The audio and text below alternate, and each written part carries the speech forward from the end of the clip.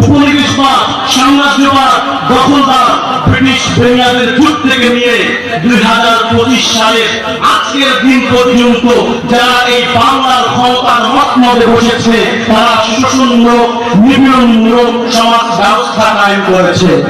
শোষণমূলক, নিপীড়নমূলক সমাজ ব্যবস্থা কায়েম করে নিজেদের স্বার্থ সিদ্ধি হাসিল করেছে, তারা ফায়দা লুটেছে এবং এদেশের সরল মানুষের ধর্মীয় আবেগকে ক্ষমতার মসনদ টিকিয়ে রাখার হাতিয়ার হিসেবে ব্যবহার করেছে।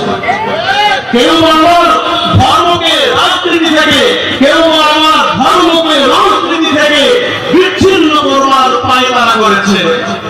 বস্তুত বাংলাদেশের মানুষ সামন্তবাদী, উপনিবেশবাদী, পুঁজিবাদী, স্বৈরতন্ত্র, আমলাতান্ত্রিক শোষণ আর নির্যাতনের নিপীড়নের চাঁদা করে যুগ যুগ ধরে নিষ্পেষিত হয়ে আসছে।